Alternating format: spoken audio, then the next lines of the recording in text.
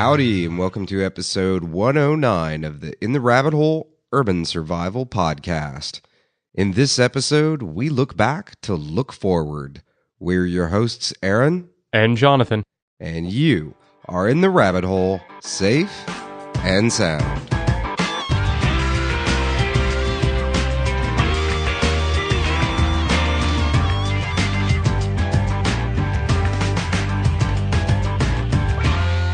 A big happy new year to you all. Hopefully everyone that's been listening to us over time has joined us for yet another year. And with the new year, we should all take a look back, be grateful, and realize we did, in fact, survive yet another year. There were no EMPs. An economic collapse didn't happen yet. There were no mega quakes, no pandemics, and the zombies aren't roaming the earth, at least not in the theatrical sense. So that raises an age-old in the rabbit hole question. Do you have balance? See, In the Rabbit Hole was founded on the principles of survival chi. It's about balancing community, health, and intelligence as part of your survival strategy. But it's also there to remind us all to balance our whole life, not just our prepping lives. It's easy to get caught up with beans, bullets, and band-aids. It's easy to get caught up working hard to buttress our futures, or just working hard sometimes for the sake of working hard and not even really sure why we're doing it. But we all have to be reminded from time to time to tell someone important to us that we love them, to spend time doing things we find relaxing, to read a good book, to see a good movie, and spend some time with friends and family, or make some new friends, or make a new family member. That's always important to do too. So while you listen to today's rebroadcast of Survival Chi, also think of the non-prep things you're going to do in this next year to find balance. Then do something about it. And with that, here's Survival Chi, reloaded once more for your listening pleasure, a memory jog, and quite possibly what's probably going to turn into an annual New Year's tradition around here. Enjoy. We realized we hadn't done a proper Survival Chi show in since episode 12, and we're now on episode 43. And we've had a lot of new listeners come on in that time period, and so we thought today we would go over Survival Chi again, but not just do a recap of what Survival Chi is. We'd really kind of like to introduce you to the process of how we actually came up with Survival Chi, and that we didn't just pull it out of the air. And we kind of started by first identifying problems. I mean, this kind of came up when we were, all right, we're going to do a show. What's it really going to be about? What is the format? How are we going to have a productive message that is not the same as everyone else that has a survival blog or survival podcast? And it's not just different to be different. There's no point in doing the show if we can't produce quality content that isn't better than somebody else is doing or different than somebody else is doing. And then it was also, do we believe in that difference? Is it really something that speaks to our core and that we hope speaks to our listeners' core? So that's kind of where we're going to go today. And we'll start off with kind of the problems that we identified. And I think by and large, the one that kind of bugged both of us the most was that the survival community is all about disaster and societal collapse, whether it's economic or whether it's a pandemic or something like that. And while there's a place for that, it's probably not necessarily the most productive use of time. If you go back and you listen to the shows that we've done where we've touched on Jack Spirko's disaster matrix, which we use a lot for our planning, and the way we talk about how to prepare for disasters, starting with the most likely to happen in your life and working your way up to the least likely to happen in your life. And so we go along through the process, and we spent, God, John, how long? I think we spent a couple of weeks going back and forth and discussing different topics and discussing It other might have been more things. than weeks. I mean, Yeah, I would say, we do it on a regular basis, but even for this particular thing, we spent, I mean, maybe a month and a half, 2 months yeah. Really, I mean, discussing it, sometimes arguing about it, and really going regularly back and arguing about it. yes, yes. May have been water guns involved or Nerf blasters or something. Yeah. Like, yeah, but but that was kind of the first part was that we didn't want to be another show where we're screaming into the microphone at people, although we do every once in a while, but trying to stay away from that. And a good example of why it would be unnecessary to produce just yet another show about that, or why in general in life, focusing solely on major doom and gloom would be, and I hate to pick on the guy. Actually, no, I take that back. I don't. The whole thing is ridiculous. The guy, what's his name? Harold Camping. And he came out with the theory, and this was not his first rodeo for doing this, that he had decoded the Bible and that doomsday was upon us. And I think he's even released a new statement of, well, I got my calculations off. It's going to be this. And he keeps doing it. And I look at it and I'm like, that's, to me at least, I look at it and I think, that's fine if you and your followers believe that. That's totally cool. I have no issue with that. But these people completely changed their lives based on the assumption that life as we know it was going to end. Yeah, the end of the world as we know it was coming. Exactly. Actually, the end of the world. It was just that Yeah. was it. It wasn't as we know it. It was proper Armageddon in a Christian theological way. And again, no problem with the concept, but I kind of look at it and go, why did you need to change your life about it? Why did you need to completely uproot who you were and what you were doing just for this event when if you followed your own basic theology, all you really need to worry about is being a good person and being the best human being you can possibly be, and whatever other measures are required of your religion to make sure that you get to go to heaven, then whether or not Armageddon comes is of no consequence. Right. It's kind of like if you're prepared for it and you've been living the life that you wanted to live, then why would you be worried about it ending? I mean, it's not nice for it to end, but why would you need to change everything so dramatically just because?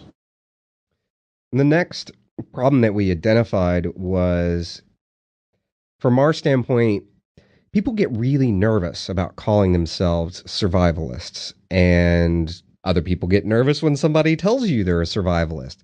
So, but for us, we really felt like it shouldn't be this survival, even though the term has was kind of given a negative connotation back in, I think it was the 1960s. It might have been the 1950s when that first happened, but it doesn't need to be. It actually, when we look at survival, we think of it as this really empowering topic, reclaiming who we are and reclaiming what we do and being responsible for ourselves. That there's that individual responsibility that we've talked so much about in the past.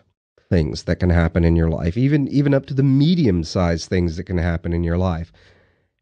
So many that is so common. If you look back to, for those listening old enough, to 2000, when we were going from 99 to 2000, and everybody was terrified that the entire computer grid was going to crash, nothing was going to work anymore, we weren't going to have stoplights, dogs and cats living in sin, Oh, and and I mean, look at what happened after Katrina, right? It's yeah. same idea. It's every disaster that happens or we think might happen creates a huge rush for everybody to be prepared for every disaster. And then you go 6 months to a year without one happening, and all of a sudden everybody forgets that disasters happen. I mean, it's a standard cycle. It is. It is. And I think to fall asleep is terrible. You put the time and the energy into doing something that really could be extremely productive in your life.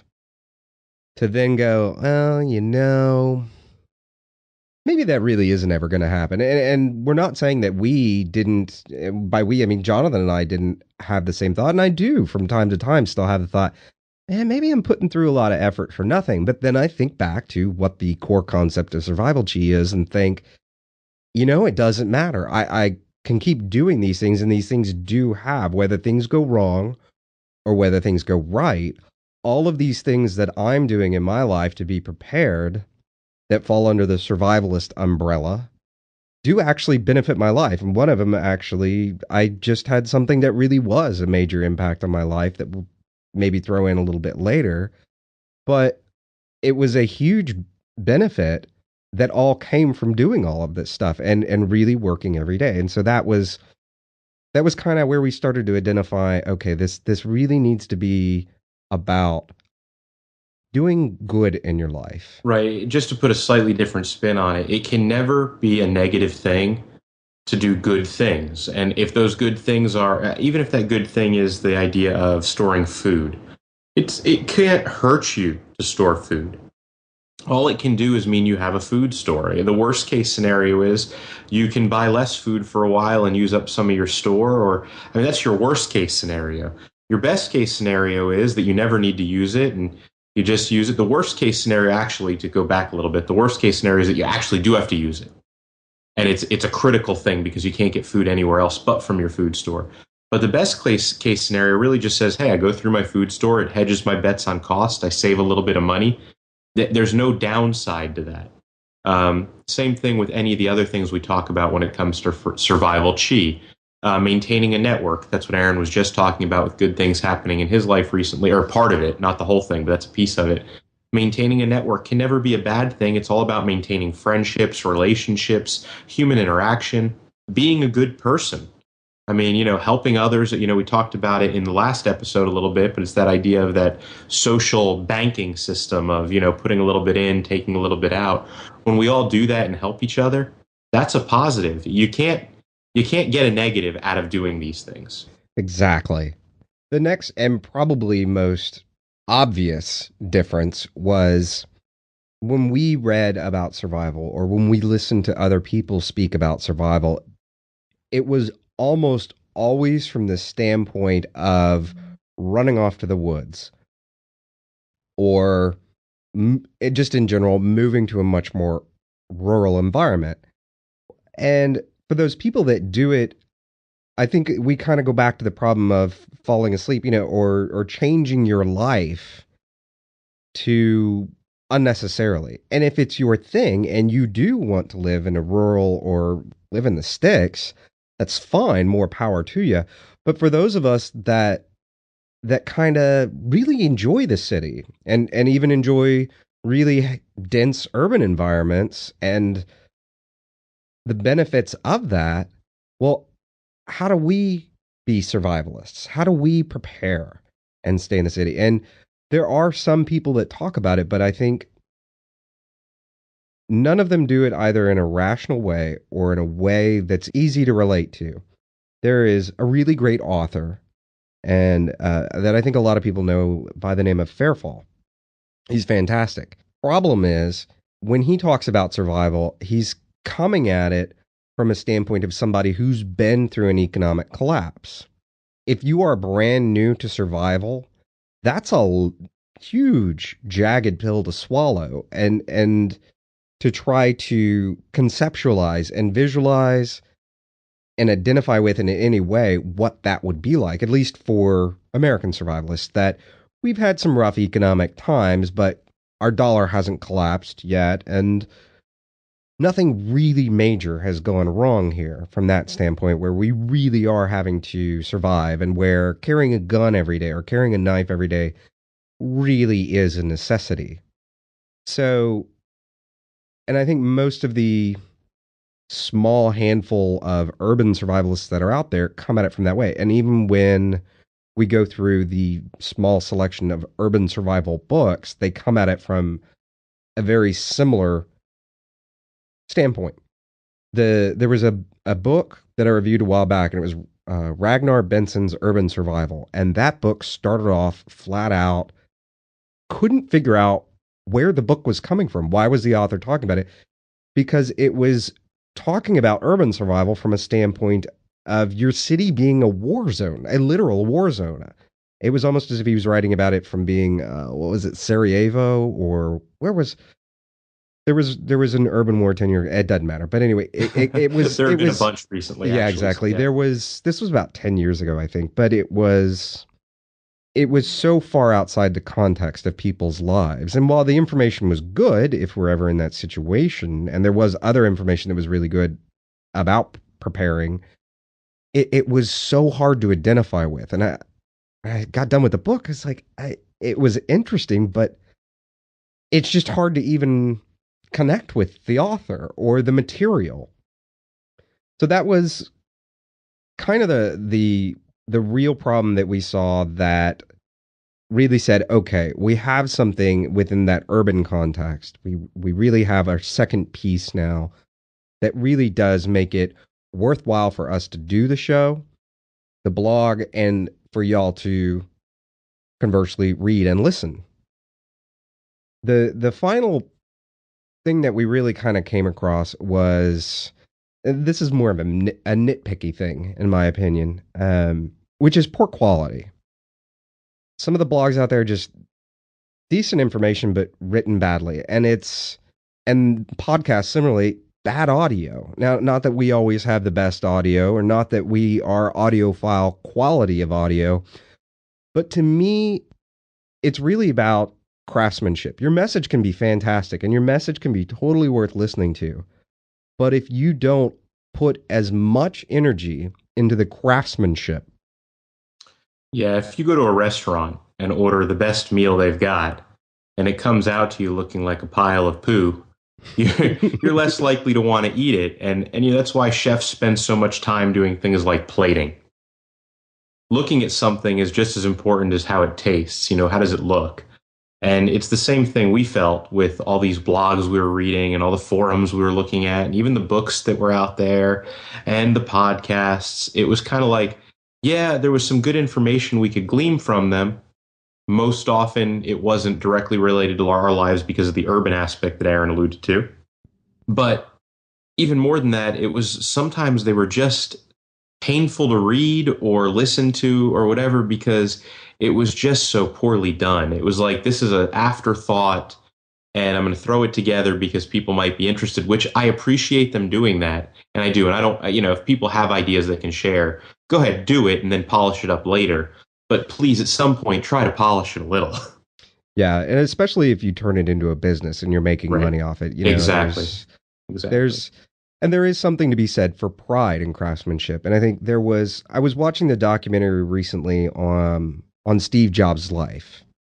And one of the real defining driving forces in his life was something his father taught him. And his father was a cabinet maker, if I'm not mistaken. And there was a very impactful moment when he's talking about how his father showed him or taught him that the way to tell truly quality cabinetry was to pull it out and look at the back of it. And if the back was as finished and they did as nice of a job on the back of the cabinetry that no one would ever see as they did on the front, that tells you it was a craftsman that truly, passionately loved and cared about what he was doing. And I think in a lot of ways, that's kind of the same concept that we've taken from it. And I know, coming from a heavy arts background, I always felt the same way. It doesn't matter. It doesn't matter if no one ever sees it. You know it's there. And it doesn't matter if anyone ever notices. You know it's there. And that's been part of the show for us for a behind the scenes standpoint, is we're always looking for ways to improve the quality and improve the editing of the show, improve the equipment we use within reason. Audio equipment can get incredibly expensive very quick.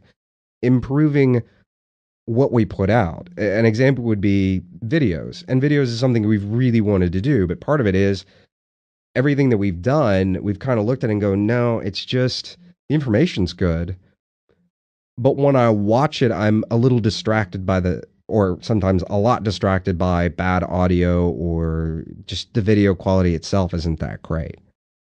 And maybe the timing of things isn't that great. And we really need to work on it. And so it's kind of, to us, we don't want to turn out, what is it? There's the expression, a polished turd. Yeah, and just so everybody knows, we're saying all this, and if you happen to hear a dog barking in the background or a fan or the remnants of a TV, I'm going to apologize now. I'm not recording in the normal studio. I'm not even recording in my normal setup of office because of the way we've got the move. All of our moved stuff, and we're trying to get things a little consolidated over the course of this weekend. So I'm just going to apologize for our slightly lower quality today.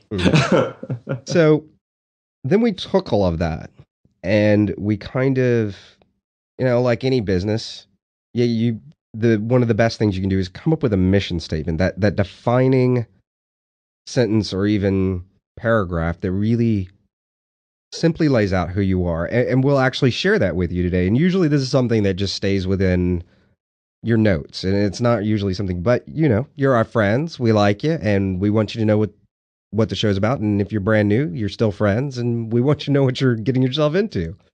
So the mission statement is pretty simple. Our mission for the show is to deliver useful, level-headed information on survival in a way that also improves your life today and prepares you for tough times and extreme circumstances as well. And we wanted to really reach out to people interested in survival, living in an urban area that didn't want to move off to the woods. Yeah, we were just trying to, point out it's going to sound obvious sometimes because we go through it in a way where we point out problems and we give you solutions. We don't want to tell you what to believe and what to do. That's not the intention here. We want to treat this like it's a discussion with you. We want you to give your input too. That's why we've opened up the forums. That's why we take listener questions. We take all the feedback we get actually very seriously. We both review it. It's not like you send the email and it goes into this big bucket of junk or something like that. No, it actually gets sent to each one of our personal email accounts. So it doesn't even just go to our In the Rabbit Hole account. It actually gets copied out to our personal accounts. So, it comes right to our iPhones and we read them immediately. And we actually give the responses a lot of thought. And sometimes you won't hear a direct response from us. It's not like we come out and say, hey, Joe, whoever from Oklahoma wrote us an email and now we're responding to it. Instead, what we do is we make actual changes to the format. We'll go in and update something or we'll answer it with a whole show. So that's a real, for us, that was important because we didn't necessarily want to make it a call-in show because that's tough over a podcast that isn't live. But at the same time, we wanted to really have an interaction with you. And we did want to point out the problems that are out there. We did want to give you solutions to those problems, but we didn't want to just say, hey, this is the only answer to that. Yeah, and I think an example of that, a big example of that, is we're both pretty hardcore libertarians. And while that slant is always going to be there, I think it's impossible for human beings to talk about topics without the tents that their filters that they see the world through, without that bleeding in some way, shape, or form. Largely, we try to keep it out of the show because we don't feel, and unless we genuinely feel that there really is a topic, and then in some way that political aspect. And we will always warn you at the beginning of the show. We'll never try to sneak it in on you. It's pretty obvious, and you've heard it in the shows in the past. We always started off with, hey, this one's going to be a little different. Exactly. And the other aspect of it is we really wanted to produce, and we try to produce shows, with the exception of maybe one, where we motivate you to prepare without scaring the crap out of you. And I'll give you an example, and I've talked about it before, but I like to watch Glenn Beck. I don't agree with everything he says. If you hate Glenn Beck, please don't email me about it. I know there's plenty of people that don't like him. There are aspects of his show I hate and aspects of his show I really enjoy. And for those of you out there, Aaron listens to him all the time. I don't listen to him. I appreciate Glenn Beck as a entertainer and a performer, and I think he has an interesting way of delivering information. But we very often have two sides of the coin when you listen to the show. We're both libertarians, but we're coming at it from different directions. Totally. But that was kind of one of the things as we watch or when we read, like the book I talked about, Ragnar, or for those of you familiar with Glenn Beck and have actually watched his show, uh, I was joking with somebody the other night that it's almost impossible to watch his show and not want to immediately pull up a web page and start surfing for ammo and for long-term food storage products and stuff like that. I do that without watching his show. That is true.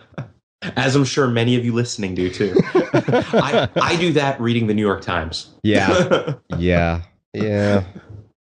The next part of the formation process of survival chi, and if you're listening, don't worry, we will actually, if you've never heard it before, we are going to spend the second half of the show actually getting into what is survival chi.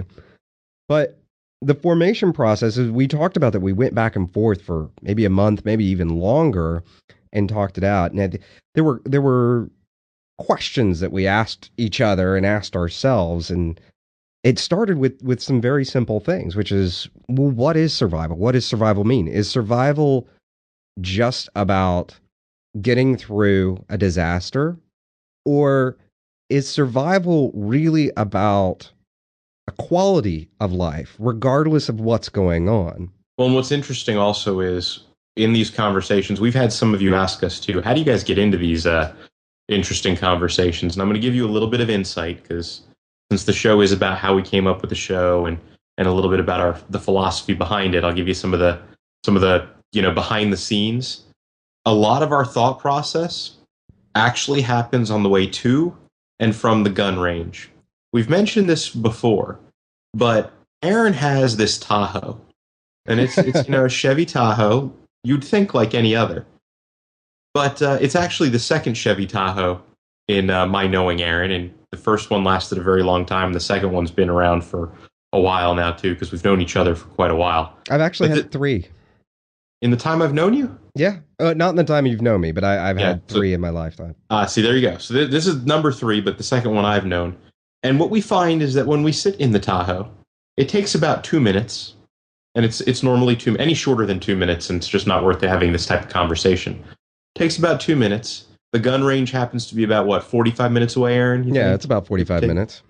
So 2 minutes in, we will start the conversation, and it doesn't matter how we start it. We always end up talking about all the things in the world that are concerning us, how we plan to solve those problems, and then we generally talk each other down from whatever rant we're on at the time. So that's the behind the scenes, and it's funny because we've had the comment that people like the fact that the show turns into a bit of a conversation. Well, that's actually how the formation of the show happened. That's how the discussion of each one of these topics happens. I mean, Aaron and I really are friends. We didn't just get together to do this show, and it's been an interesting process for us, because at times we always wonder, is this really the way to do a show? But it seems to be working. We enjoy it, and it allows us to talk to you about the things that are concerning us. And going back to the Tahoe and the way each episode gets formed, it is an important aspect of the show for us that the show gets formed that way, because it's a very natural conversation that happens for us, whether we're what we often jokingly call the Tahoe of silence, because sometimes things said in the Tahoe don't leave the Tahoe, but also sometimes it's sitting around the studio and just chatting, sometimes for hours, trying to really refine an idea, because we'll get ideas and we'll have concepts, but then we have to boil them down into a way that we can talk about in under an hour, or even further. Yeah, we always try to keep the show to under an hour. I know there might have been 1 or 2 that have crept over, but overall, we try to keep the show to under an hour. And that's not just for us. I mean, because in all honesty, we spend hours, if not days worth of time on each one of these. And that's not telling you to feel guilty that we're spending so much time on it or anything. It's more along the lines of, we've got a lot to talk about, and we enjoy doing this, which is why we're doing it. And we actually love it when we get feedback, because it's bringing another person into that dialogue. So now that we've got a lot of you out there, and there are a whole lot of you out there listening, which is fantastic, makes us feel great, because that's that many more people that we have as part of this almost it's now a semi-private dialogue. It's a dialogue with what, about 2,000 of our best friends, Mm-hmm. and we're loving it. So it's a good time, and we're still growing. So tell more people, bring them into the dialogue. Exactly. One of the other questions we asked ourselves was, what are the most important aspects of survival? What is the singular thing that makes those fundamentals function? And this is where we really got into spending a lot of time. And this is really where the real key parts of where survival chi came from. And by the way, survival chi really, what it was funny because we didn't realize we'd come out with something kitschy Yeah. like survival chi until after we actually wrote it on a whiteboard. We'd been talking about it for days, and then finally we were kind of just sitting there going, "All right, we need to write some of this down." So we started writing it, and all of a sudden it's like, "Wait a minute, did we just write out chi?" And that really is exactly how it happened. It was really funny, and I don't think much vodka was involved in that time. No, oddly enough, although we might have inhaled a lot of primer. Well, that's always true. I am a primer addict. There was and when I say primer, I mean the stuff that sets off gunpowder and bullets. For those of you out there listening, not paint primer. We don't huff paint, at least not regularly. Sometimes, sometimes. And after, I think that day must have been a 500 round a person day, maybe even more. So after inhaling a lot of gunpowder and primer, this is what we came up with. Yes. The next question we asked ourselves is, can expending energy on these fundamentals benefit your life today, tomorrow, and in survival situations? And the reason for that is that question allowed us to whittle out a lot of the crap. Yeah. And really whittle it because we were really trying to get it down to this very concise, singular thing, a concise, singular concept. Well, and for me, that today, tomorrow aspect, and sorry to step on your words there, Aaron, but for me, that today, tomorrow piece of it was so important because if I'm this goes back to what we said earlier, which is the not falling asleep. If what I'm giving you is just going to impact you during the next Hurricane Ike or Hurricane Katrina or giant earthquake or mudslide or huge fire or whatever it might be, then you're going to forget. And it's not because you want to forget. It's just that you've got a lot of things going on in your life, and it happens that way. So what we wanted to do is make sure that everything we gave you that would help you in a survival situation was applicable today, tomorrow, in your career, in your private life, when it comes to dealing with going grocery shopping, when it comes to dealing with how to get your next job, or if you're unemployed, how to start looking for a job, or if, whatever it might be. Even in the last show, the last show dealt with networking. It also dealt with relationships in general, because they're really the same thing. And we wanted to make sure that everything we gave you as part of this survival chi concept was just as applicable today in good times as it would be potentially down the road in a disaster. Then we sat down and we talked about, and I guess this is the question that kind of defines why it was so important. Why do we need to make it so concise? And why does the kitschy was just an extra benefit, but why does it need to be so tight? And that is, how do we simplify it so that it's easy to digest, easy to understand, and make it something that we could tell somebody, and conversely, that you can turn around and repeat in roughly 30 seconds or less? Yeah, for those of you who have marketing jobs out there, you've heard of the elevator pitch. And we wanted this to be the preparedness elevator pitch. The whole idea of, you think it's silly, when people look at you and say, wow, it's kind of nuts to be a survivalist or to be a prepper. Well, is it really? Let me just tell you about survival chi. And, you go through this whole idea very quickly, takes you 30 seconds, and people look at you and go, all right, that makes sense. That was the goal.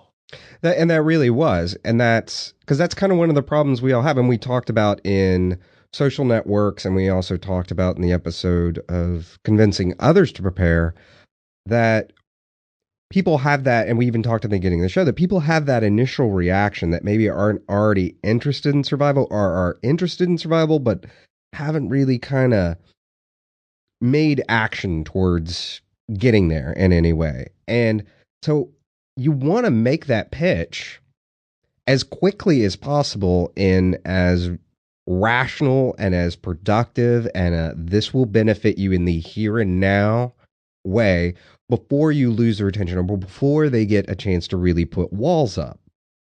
And that's how we ended up boiling it down into such a simple thing. So by now you've got to be asking, for those of you who are new and for those of you who are older, going, all right, get into it already. What is survival chi? Survival chi stands for community, health, and intelligence. And then from there, those three individual aspects break down a little bit further. Under community, we have family, we have friends, and we have neighbors. And when I say neighbors, I don't just mean the people living immediately next door to you, or if you're in an apartment above and below you. It's really kind of the world outside the circles of your family and friends. It's your network. Exactly. And then health isn't just, when we think of health, we often think of just our bodies, but it's not. From a survival standpoint, health isn't just about that. Health is also about your mental health, your financial health, and your physical health. And there's the final one is your intelligence. And intelligence isn't about IQ scores. It isn't about your ability to pass the SATs or to blow the SATs away or something along those lines. It's really about acquiring skills and not just skills for survival, but any skills and things that you enjoy and things that enhance your life that will also in some way end up relating to something else in your life and become in many ways problem solvers for you through experience. And knowledge is knowledge of yourself, knowledge of your loved ones, knowledge of your history, knowledge of the world around you, current events, things like that. And it can be the books you read, the things you take in through those, the things you learn outside of the skill itself by learning a skill. So, for instance, when you go and learn a specific skill, there's a lot of things around that skill that you tend to learn about yourself. That all falls under this knowledge category too. Absolutely. And one of the things that you'll notice that I don't even think we fully realized when we first came up with the concept, it was something as we kind of dug into it and really like, okay, yeah, all right, we've got this tidy little concept that we can put out quickly, that other people can put out quickly, but it's also something that can be very complicated and that you can go into very deep discussions about. What we realized is all of these things are 100% intertwined. Your community is intertwined with your health, is intertwined with your intelligence, and the subparts are all intertwined with one another and intertwined with parts, for example, like your family. Well, that can have an impact on your mental and also your physical, sometimes your positive, financial. often not. Mental health. That was about the mental health. Right. Well, sometimes financial too. Maybe you've got an uncle or something that's always borrowing money and never giving it back. Or that's a bad thing. Yeah, or exactly. It's something in anything. So why is community? We'll go kind of through them one by one here. Why is community so important? Well, we've talked in several episodes about, in many ways, community is and can be your single greatest tool and asset for survival. Mm-hmm. And that has to do with the here and now. And we did the jobs episode where we talked about your network and how incredibly important networks have become in today's society for actually finding a job. And actually, there's talk these days about how the resume is dead and this or that. And honestly, you can kind of go back to the very old expression of it's not what you know, it's who you know. That's been around for a very long time. So really, that's that underpinning theme that your network is really what gets you through. And it's also that network that will be the many hands to make light work when disasters do come. Right. We've talked about it a few times, but they're really in nature. Maybe there are a couple lone wolves out there. I got an email about that one that, yeah, there are. Well, okay. The reality of it, though, is that wolves are pack animals. So the idea of the wolf doesn't want to be a lone wolf either. And just like the wolf, you want to be in your community. You want to be part of a tribe or a community or a group. And that is so important to your survival. And it impacts that like Aaron said, these things are also entwined. Having that community to be there around you to support you and for you to help support them is important to not just the community itself, but to your health. And as from that health impact, there's an intelligence impact too, because your community can help teach you. You can learn from your community. You can grow within your community.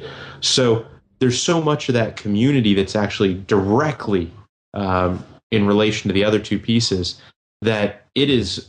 That's why it actually comes first. I mean, it wasn't a mistake, and it wasn't so that we could spell out chi. It was really that it really was that community is just so critical to being a healthy person. And when I say healthy, again, it goes across health, intelligence, growing, networking, expanding yourself. That is so true. And going outside of it, and to tie in for just a second, I can't go into a lot of details about it, but in this past week, I wasn't looking for a new job, but I was actually offered a really amazing job working for what I can say is doing the marketing for a celebrity, and a whole new role and a whole new thing opened up. And that's how networks can benefit you in the here and now. I know a lot about this particular opportunity for you. And one of the things I think really pushed you, not just the community and the networking aspect, but your desire to gain knowledge and skills. I mean, that was such a big part of it in the decision of that celebrity to pick you for this and to come to you and say, hey, would you like to be part of this thing I'm building? It was just, it's amazing how all these things that we've been talking about for such a long time now really do impact. It's when we first did it, we were like, we think these things are true, and from our own lives, we believe them to be true, but how do they really work in practice? And we've been trying to do that, put all the three pieces of chi into practice in our daily lives, and it really does help. I mean, it's the same way I got the job that I'm in right now, which to me is a dream job. I think Aaron could say the same thing. It's impacted us on a daily basis. I mean, in every aspect of what we do, these three pieces just come in. I mean, even the health aspect of, I watch my health in a completely different way now than I did before. Oh, absolutely. So, I only eat 1 or 2 cheeseburgers a day instead of 4. You lie. I saw you had 3 the other day. Hey, that was a special day. I was celebrating. There was bacon on it. Exactly. Made it healthy. Well, yeah, because it comes from the bacon tree. Mm-hmm. So health, how does health play into it? Well, with your mental health, few things can have as large an impact on your life as your mental health. If you feel like crap, or, we can go back to community for a second and show how they're intertwined. If your family feels like crap, or if there's something like that, these things really do impact your mental state. And your mental state then turns around and influences your physical state. Even something you perceive as a distraction is really a flux, if you will, in your mental health. I mean, it's something that's impacting you, that you're thinking about, that is taking you away from the more important things in your life. And like Aaron said, it could be something going on in your community, within your network, within your friends, within your family. It could be something along the lines of something you don't know how to do. So it could be from your intelligence, that area around skills and knowledge. But it's a huge impact. I mean, any kind of distraction or change in your mental health will impact all the other parts of your life. And, many of you know that, and some of you ignore it, some of you don't. But that's okay. I mean, it's something it's things you learn about yourself as you grow within this overall chi movement. Oh, we're a movement now. That's awesome. Hey, I'm growing us. We started a movement.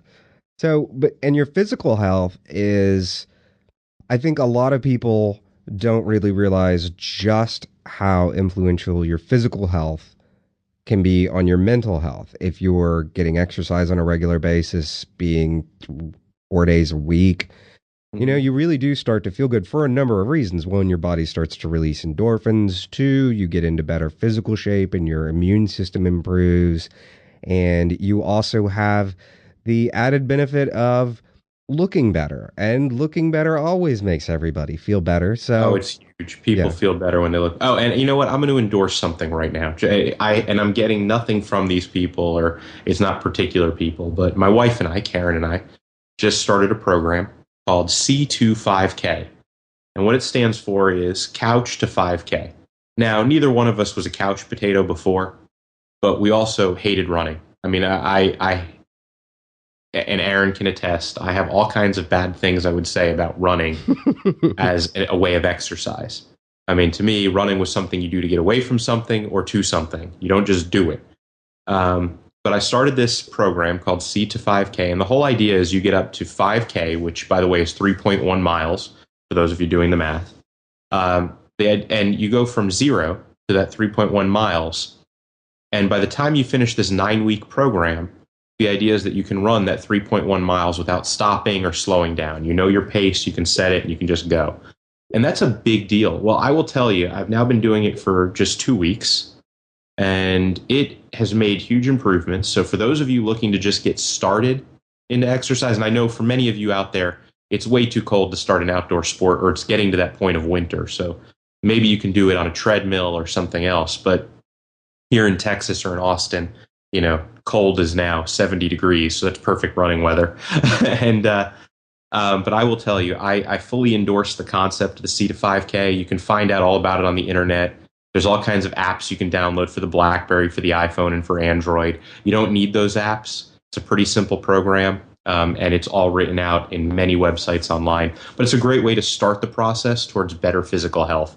Even just starting an activity is a good way to get going. And that's really the point of all that. It could be anything. It could be a daily walk to get started. It could be getting into running. It could be going to the gym, like Aaron said, 3-4 times a week. In addition to that, it's about eating healthier. Take a look at what you're eating and really think about it. Do you need that extra cheeseburger? That's, and I have to ask myself all the time. That question wasn't directed to all of you out there. It's really something I ask myself, which is, Jonathan, do you really need that cheeseburger? Now, sometimes I answer yes, I really do. and other times I think to myself, no, maybe I should order the, Asian chicken salad or something like that, just to get a little bit more greens in. But it's something we all have to do to get just better. And it'll help you in all the situations that are possibly out there. In a disaster, you don't want to be that guy who can't get out of something because you're too big. Yeah, and that's kind of one of the things that if you really look through at how people die in disasters, a lot of it has to do with the physical shape that the people that became casualties were in. Right. They couldn't fit through space. They didn't have the agility to get out of the way or to fit through something, or you kind of. So that really is where the physical part benefits you in the here and now. And in a survival situation, if you really do have to resort to the point of putting your bug out bag on your back and walking out of a bad situation, you're not going to be able to do that in poor health, in poor physical condition. Right. And for those of you out there right now, and I know I've done it in the past, joked around, and I know Aaron and I both did it when we were, not in our healthiest state. We joked around, this is my food reserve, well, good luck with that. Doesn't really work that way. And if you are carrying around that spare tire, I lost mine. I know Aaron lost his. Put the spare tire away and keep it hung up somewhere. Yeah. So moving on to financial, again, these things are also intertwined. Your financial health, what is it? What are the top 2 things that cause divorce in this country? And it's, you look it up and it's disagreements over sex and money. And while we're not really going to get into the sex part, that's a different show. That's a totally different show. The financial aspect of it, that really has a tremendous impact on your mental health, which turns around and has an impact on your physical health. That has a direct impact on your community and the people around you, either because they're causing it or because they're also stressed out about it, which then turns around and puts added pressure on your mental state. It's a vicious, nasty cycle. Oh, think about how many times you hear people talking about their bills and how it's given them an ulcer and this and that and the other thing. Those are, we talk about it, we joke as a society, but that's all real. I mean, if you are worried about your financial situation, you are making yourself unhealthy as a whole. And it will impact your ability to go learn new skills. It will impact your ability to maintain a healthy network, whether that be with your friends, family, or your neighbors. So it's critical that you look after yourself, whether it's mentally, physically or financially. You really have to spend the time to keep yourself healthy in those areas. Absolutely.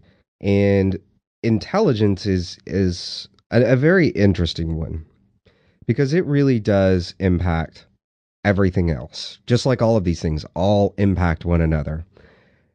Gaining new skills, it does a lot for you. We briefly touched on it a little while ago that when you learn new skills, it's not just about the skill you're learning that can solve a problem or allow you to do something. It gives you a new perspective.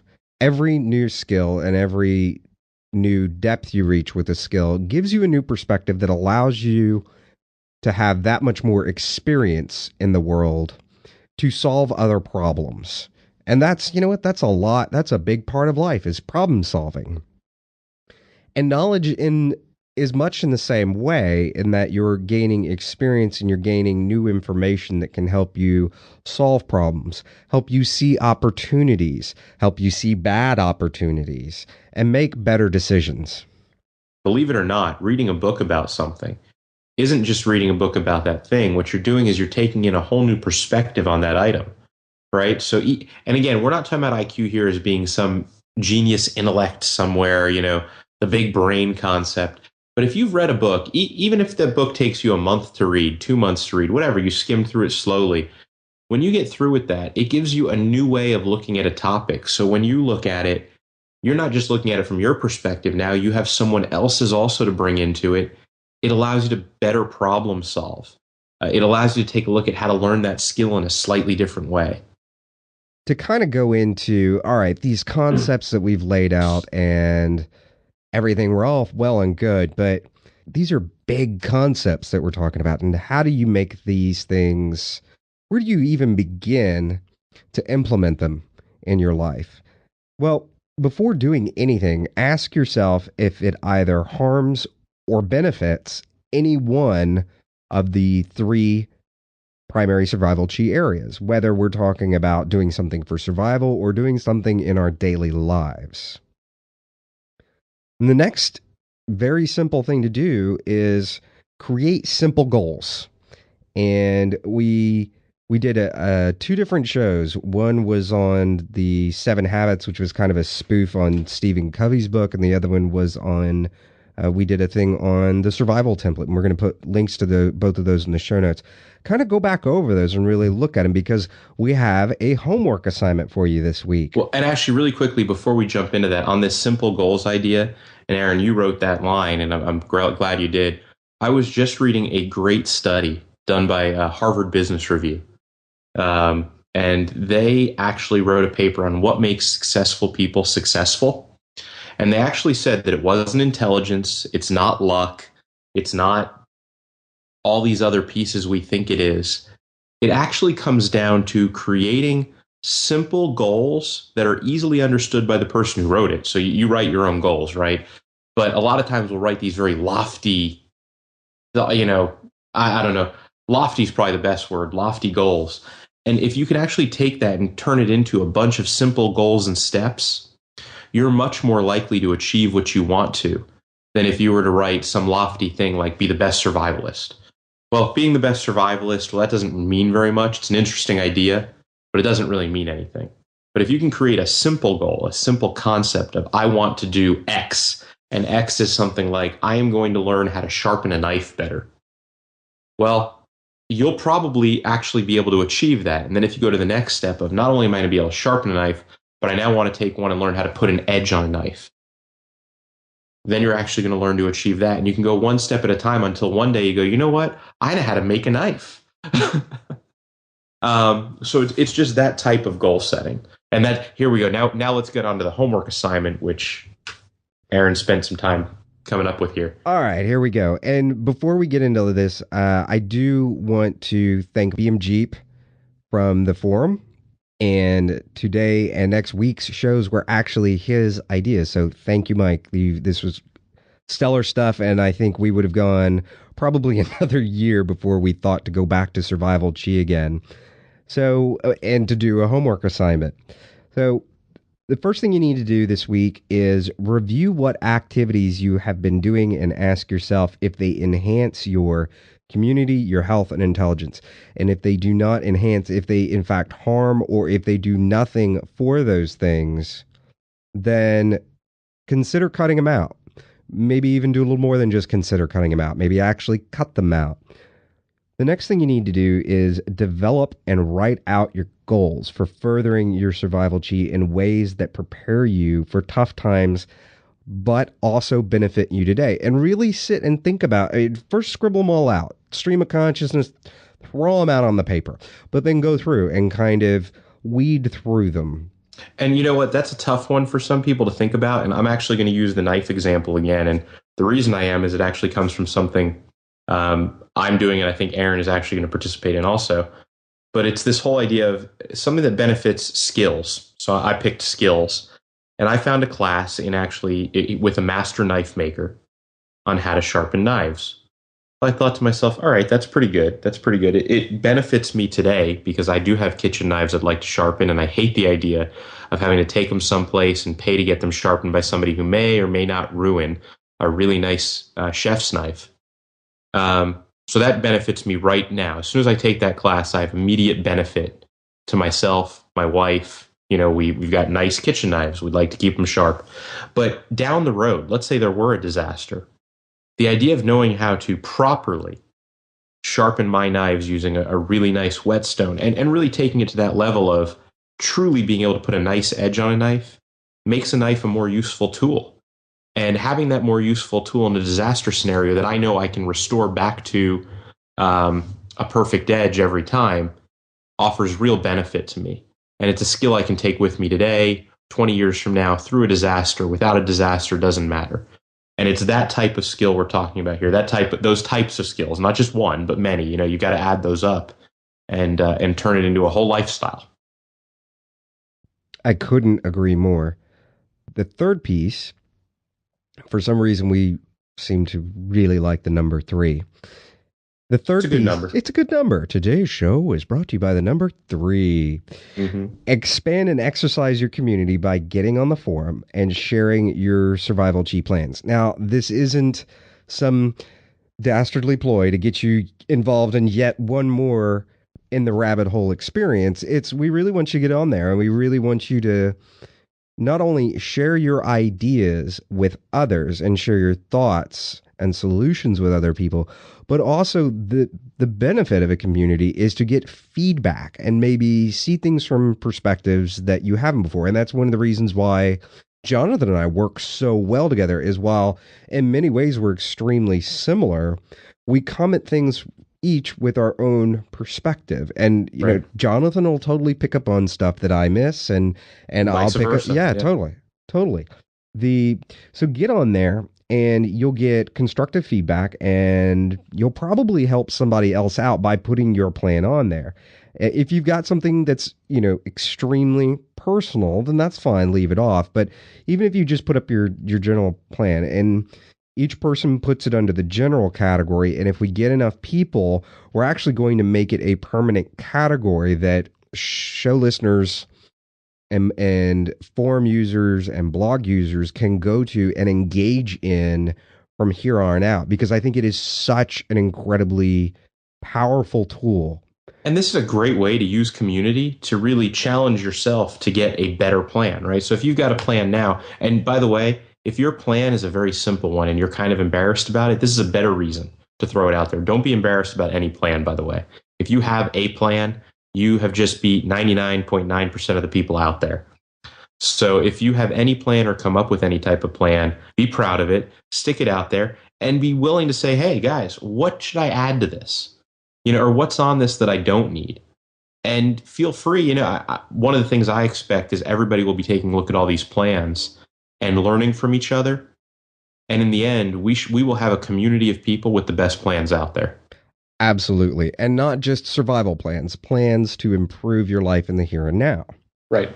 Make sure that each person starts a new thread under the general category for their survival chi plan. And I will even tell you this, and I'll tell you this, and I'm essentially working 2, maybe 2.5 full-time jobs now, but you're going to see my plan up there before the next broadcast. It's not going to be the most elaborate thing in the world, but you're going to see my plans and my goals on the forum before the next broadcast.